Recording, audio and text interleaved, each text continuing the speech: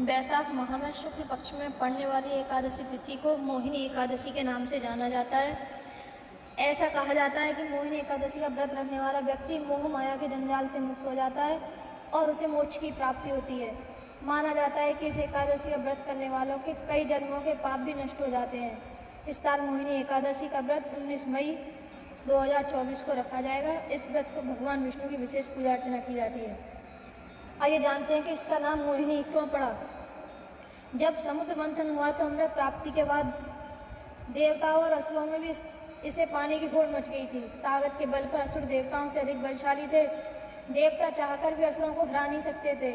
सभी देवताओं के आग्रह पर भगवान विष्णु ने मोहिनी का रूप धारण कर असुरों को अपने मोह माया के जाल में फंसाकर सारा अमृत देवताओं को पिला दिया। इससे सभी देवताओं ने अमृत मिल गया। यही वजह है कि इस एकादशी को मोहिनी एकादशी कहा जाता है। मोहिनी एकादशी व्रत कथा।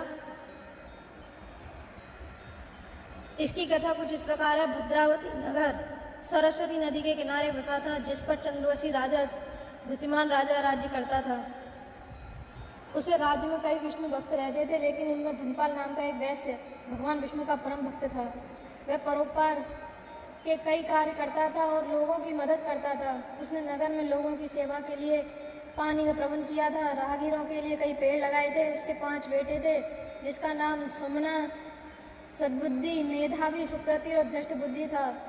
इनमें से धृष्ट बुद्धि पापी, अनाचारी, अधर्मी था। वह पाप कर्मों में लगा रहता था। धनपाल उससे बहुत परेशान था और एक दिन तंग आकर धनपाल ने धृष्ट बुद्धि को घर से निकाल दिया। बेघर और निर्धन होने पर उसके दोस्तों ने भी उसका साथ छोड़ दिया। उसके पास कुछ भी खाने पीने को नहीं था, तो वह चोरी करके अपना गुजारा करने लगा। एक बार उसे राजा ने पकड़ लिया, लेकिन धर्मात्मा पिता की संतान होने के कारण छोड़ दिया गया। दूसरी बार पकड़ा गया तो राजा ने उसे जेल में डाल दिया। तीसरी बार चोरी करते हुए पकड़ा गया तो उसे नगर से बाहर कर दिया गया। एक दिन वह भूख प्यास से परेशान होकर इधर उधर घूम रहा था। तभी उसे कौंडिन्य ऋषि के आश्रम में दिखा और वहाँ चला गया। वह वैशाख का महीना था। ऋषि गंगा स्नान करके आए थे। उनके गीले वस्त्रों के छींटे उस पर पड़े। ऐसे में गंगा जल के छींटे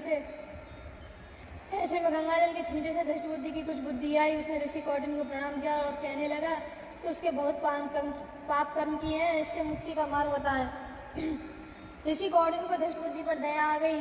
उन्होंने कहा कि वैशाख शुक्ल एकादशी को मोहिनी एकादशी का व्रत करो, इससे तुम्हारा उद्धार होगा। इस व्रत को विधि पूर्वक करने से समस्त पाप नष्ट हो जाएंगे और तुम पुण्य के भागी बनोगे। उन्होंने मोहिनी एकादशी का व्रत की पूरी विधि बताई। मोहिनी एकादशी के दिन उसने ऋषि के बताए अनुसार विधि विधान से व्रत किया और विष्णु का पूजन किया। व्रत के पुण्य प्रभाव से वह पाप रहित हो गया। जीवन के अंत में गरुड़ पर सवार होकर विष्णु धाम चला गया। श्री कृष्ण गोविंद हरे मुरारी, हे नाथ नारायण वासुदेवाय। श्री कृष्ण